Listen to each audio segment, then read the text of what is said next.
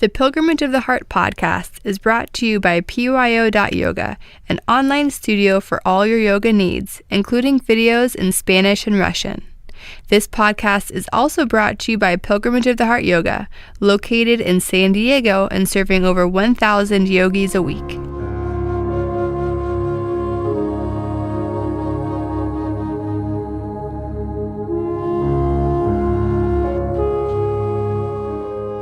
Welcome to Pilgrimage of the Heart interviews.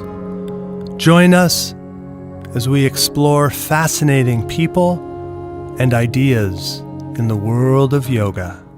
This is Sujantra with Pilgrimage Yoga Online. Welcome to our podcast interviews. Our guest today is Desi Bartlett.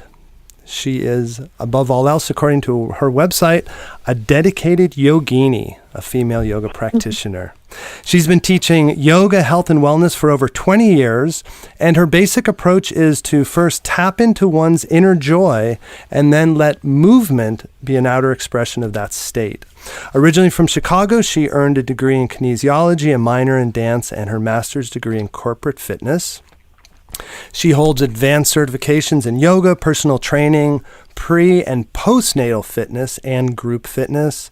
She's appeared on ABC, NBC, Fox, Univision, has spoken all over the world, and has DVDs in distribution in the United States, Latin America, and Europe. And so we are really excited to have you on the program today, Desi. Thank you so much. I'm excited to be here. Yeah, that's quite a resume. You've done so much with yoga and for yoga. But in reading on your website about your life a little bit, I wanted to go back to the beginning. You mentioned on your site that your mother was a disciple of Swami Kriyananda and that you, as a child, learned meditation. And so I was wondering if you could start out telling us a little bit about what it's like growing up, knowing how to meditate, and I assume growing up in some type of connection with the spiritual community. Yes. So my mother was, in fact, a disciple of Goswami Kriyananda at the Temple of Kriya Yoga in Chicago. And so I grew up going there, every weekend, and I received a mantra when I was about 6 years old. And so I was taught how to meditate with that first mantra. And I remember the beautiful ceremony of bringing, oranges and flowers to the guru and then being given my mantra. And so to have that gift of being able to kind of tap into, not only like sort of getting online in terms of connecting to my mind, but my real connection to the divine started really, really early because it just felt so clear. And so at 6 years old, you were given a mantra. Oh, yeah. Yeah. It was pretty cool. The first one, I actually got two. The first one that they gave me. Uh-huh. The first one was keeping me up all night because I would say it over and over and over, and it was an energizing mantra. And so the guru had to rethink that one, huh? Yes, very much so. And then, so now a lot of people come to the yoga studio and in fact come to some of our meditation classes, and they're wondering about how they can teach their children to meditate, or what age is a good time to start a meditation for a child. And what advice would you give that based on your own experience? Well, I have two little boys. I have a 7-year-old and a 2-year-old. And my 7-year-old, we started pretty young. We started when he was probably around 4 years old is when we began. And I taught him to bring his hands to his heart and to say namaste. And then I invited him to close his eyes and just start to talk to me about what he saw. And then I gave him a few suggestions about, slowing his breath down. And we talked a little bit about Om and the sacred symbol and what it means, and maybe saying that a few times to see if that helped, kind of center his thoughts. And he loved it. He's totally into it. It's really sweet. So I think it really depends on the child, in terms of their readiness. But I think as soon as they show that sort of gift of imagination that children have when they start to talk to you about like really cool things, like, Mommy, did you see the shape of the clouds today? And they're so present that this is just, it's natural for them. It's not like for us where we sometimes forget about our connection, and have to find all these special techniques to get sort of realigned. Children are already there, and we're just kind of, showing them another way of doing it. And do you think, from your own experience, that learning to meditate when you're young gives you a different perspective that you can hold on to as you transition through all the different phases of life? Yeah, for sure. It's kind of hard to speak to, I don't know anything different. Right. You know what I mean? Good point. So I can only tell you, in my experience, I've had some really enormous shifts in my life, and I've lived in a few different places. I'm from Chicago. I went to school for a couple of years in Arizona, then wound up moving back to Chicago, and then I lived in Mexico for 5 years, and now I'm in LA. And so wherever I am, I know that I can find that place or that space of home within my practice, and it doesn't matter where I am on the planet. And I'd be interested to hear, after learning to meditate as a child, and you've made all these wonderful DVDs, you've taught all over the world, what does your own daily yoga or meditation practice look like? My meditation practice is always done first thing in the morning, and it is before I even open my eyes. So as I am sort of coming out of the dream state and, feeling my body and awakening, I keep my eyes closed.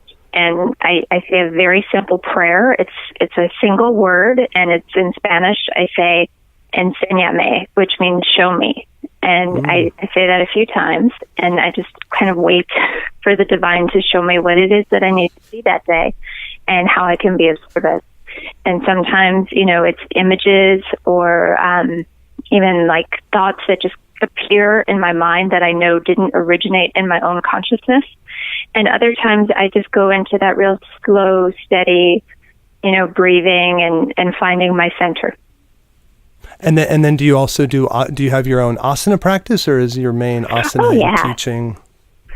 Yeah, I definitely have a pretty strong asana practice. I practice about 4 or 5 days a week. I teach several classes, and I find that in order to, really teach people, you have to live it. And it has to be authentic, and it has to be something that comes from your soul and something that you yourself love. So I do practice sometimes at home, sometimes in the studio. And because I'm a busy mom of 2, I'm okay with, if maybe I just check out if somebody's teaching at 12 o'clock and go there, or maybe I just roll out my mat here at home later in the evening. Wherever it fits in best, I kind of roll with it and not stay like so rigid. Like in the meditation practice, I'm very, very dedicated. First thing in the morning, it's happening.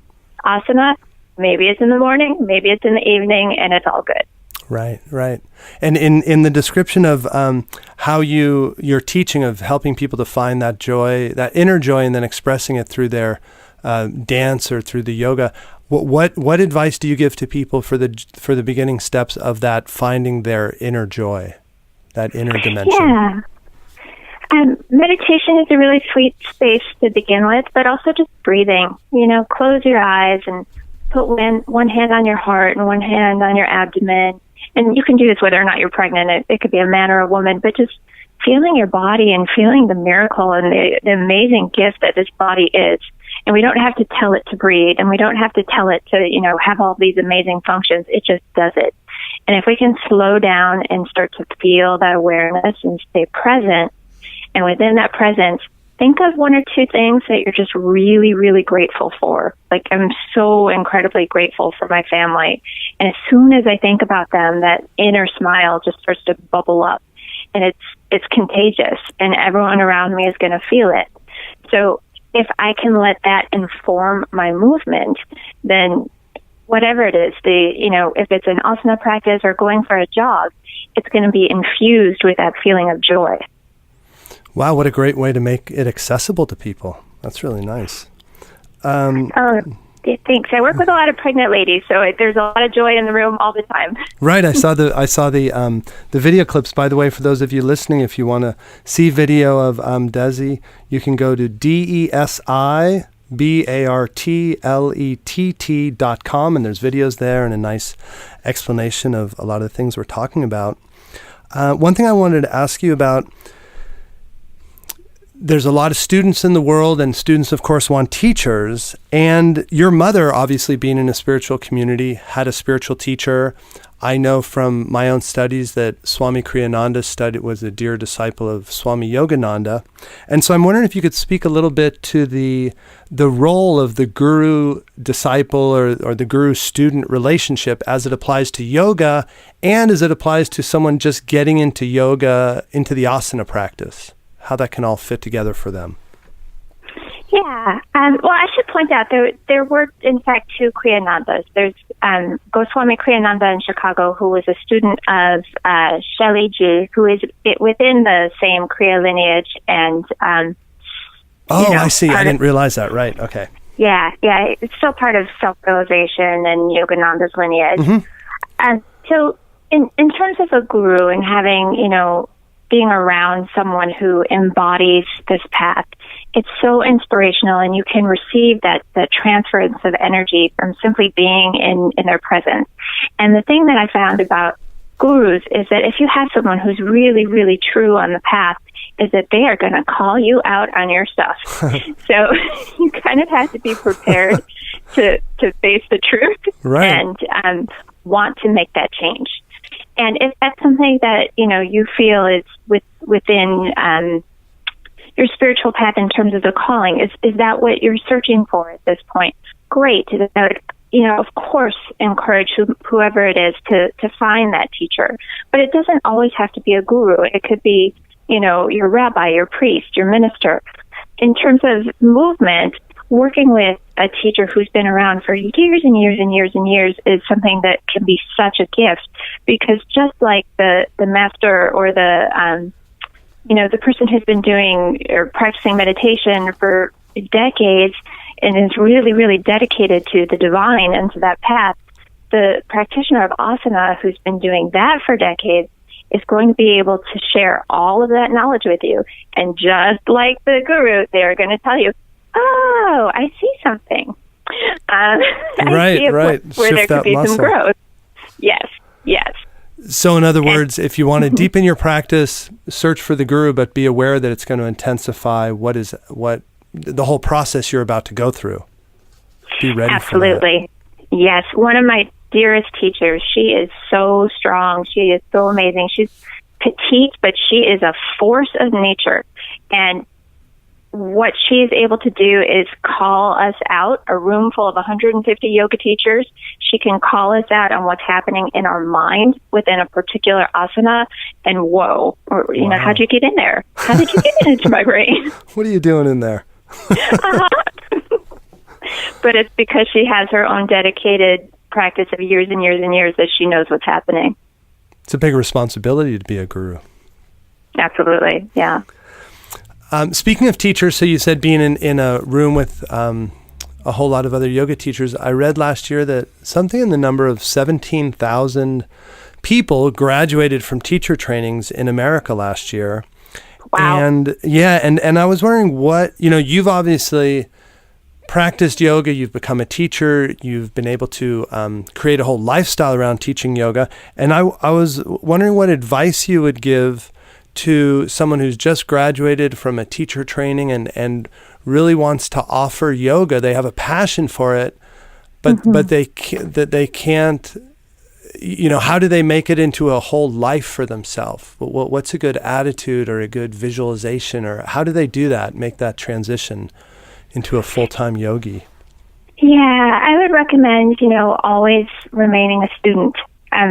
Even when you're a teacher, stay in classes, always go and find that inspiration in other teachers' classes and in nature and in your own asana practice. Because the more that we can focus on that educational process and constantly learning, the more that we have to offer people. And then in terms of, like a practical next, look in your community and see where you can be of service. And it's a great place to start, whether it's in, an elementary school or a senior center, or places where you don't have to, do all of this, gymnastic asana and stand on one hand the first day that you're teaching. you can really offer, pranayama and meditation and teach people how to breathe and to stay present. And that's an enormous gift. And to me, that's much more important than teaching somebody to stand on one hand. So look around the community to see where you can be of just offer some very basic yoga on breath and awareness, and that you don't have to be the incredible asana teacher to get out there and start offering it. Absolutely. Yeah, you can start with, Ujjayi, and maybe you're teaching Ujjayi pranayama for 10 minutes, followed by 10 minutes of, sun salutations, and then seated meditation. It could be something so basic, but at the same time so beautiful. And is there a basic, when your students are starting to deepen their practice, is there a certain philosophy of yoga or certain books that you point people to start to take that next deeper step beyond asana? I love the autobiography of a yogi by Paramahansa Yogananda. I think that is such an inspiration and has inspired me as well as so many yoga teachers. And just living on this path and realizing that, there were teachers that came before him that are within his lineage that were householders. And you don't have to go live like in a monastery or on top of a mountain to live this lifestyle.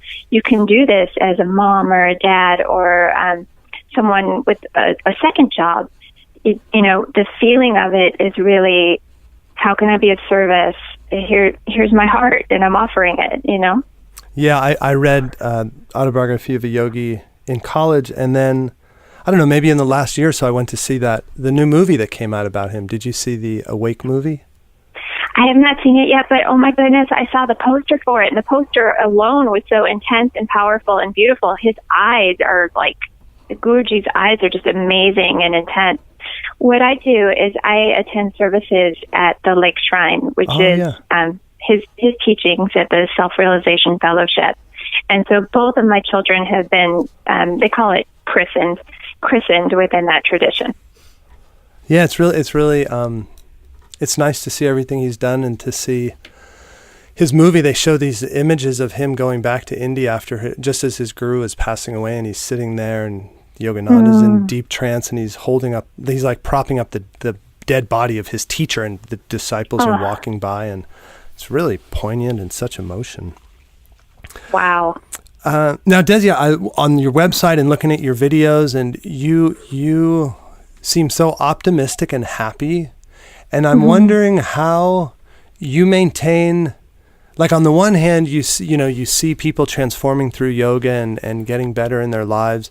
And at the same time, you look around the world and can see such suffering and hardship for people, and it seems hopeless. So I was wondering what attitude you take to remain optimistic and joyful about life. So the beginning of my life was not so joyful, and I want to be really honest. And my mother was a disciple of Kriyananda, but she lost her way, and she had a lot of problems. And within my household, there was a lot of verbal abuse and some nasty stuff, but I don't need to get into details. But I wound up leaving home when I was 16. Oh. So this is not all just, rainbows and sunshine. Right. Right. Something that my meditation practice got me through all that, and my ability to connect to the divine and the feeling of hope and faith got me through all that. And I'm able to stay sort of even keel, whether I'm really, really sad or really, really happy. I can find that middle ground. So it's not that it's, a daily, like, yay, life is amazing, even when I turn on the television and watch the news. It's not. There's some really, horrific things that are happening in our society right now. But if I can start to make peace within my own body and my own mind and my own heart and offer that, then, hey, that's a start. And I can hopefully spread that out to some other people. And if we have, what did you say, 17,000 yoga teachers? Right, that's what I read, 17,000 this year. Yeah, if we've got 17,000 just this year alone starting to spread that, then hopefully we can raise the vibration a little bit. Yeah, one person at a time, I think, is how it hopefully happens. Yeah, because, how can we expect nations to get along if we can't, get along within our own body-mind system. Right. I find a lot of times I do that very thing. I complain about this world leader or that world leader and why they can't figure it out, and yet I'm having an argument with my next door neighbor. So I'm in the same boat. Is there for my last question? What would you say? What inspiration would you offer to someone? We talked about yoga teachers, but someone who is seeing their friends doing yoga. They're seeing a lot of yoga in our culture, but they're a little timid or nervous about trying yoga themselves. What advice would you give them? Find a really experienced teacher who's teaching a beginning yoga class, like a weekend thing. Very often, especially the larger studios will offer something like once a month on a Saturday or something like that. And just check it out. Try it on. If it feels good in your body and that later that day you sleep a little better, you stand up a little bit straighter, that's good feedback. And you know that, hey, maybe I'm onto something. And then when you're ready to progress along that path, you can, continue with beginners classes and get into DVDs. The way that I like to use DVDs is a little bit different than some other people. I like to use it as a tutorial. So if you want to go to that vinyasa class with your friend who's been practicing for a while and you're intimidated, go home and watch a few DVDs and start to learn some of the language of it. So when the teacher says, okay, vinyasa or chaturanga, you know what that looks like. Oh, I see. Like preparing yourself to get into those classes.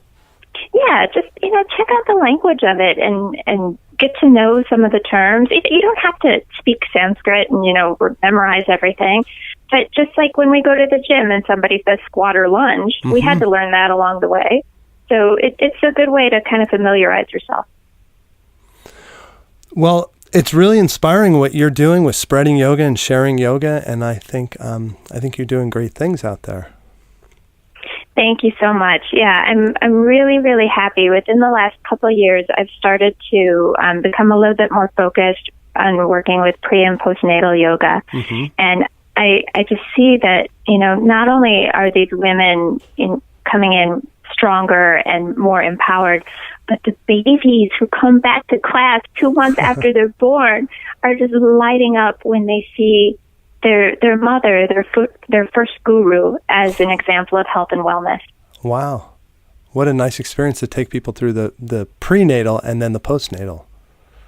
Yeah, I call it graduation. I tell them, you're going to graduate to the other room, and they get really excited. It's sweet. Yeah, I saw in your videos, you're teaching and one of the little babies is crawling around. Oh, yay. Yeah, I love it. It's my pleasure. Great. And so where should people go if they want to check out your videos and get your videos? Do you want to give us the website? Yeah, so I've got two websites. I've got DesiBartlett.com. It's just my name. And then the other one is Mothers Into Living Fit. So Desi Bartlett has everything. It has yoga, it has dance, it has fitness. And Mothers Into Living Fit is specifically for the pre- and postnatal yoga work that I do. Great. Well, I encourage everyone to check out the videos. I've watched them. They're great. And to get some inspiration from Desi. So thank you very much for joining us today. If you're ever down in San Diego, we have our 2 studios down here and also a nice vegetarian restaurant that I helped open back in 1986, just as I got out of college. So if you're ever down here, I'd love to treat you to a meal at our restaurant and show you our yoga studio. I would be overjoyed to come check it out and to meet you in person. I had such a nice conversation with you. I'd like to speak face to face. Oh, good. That'd be nice. Okay. Well, thank you very much for joining us, Desi. Okay. Thank you very much. Okay. Bye-bye. Bye.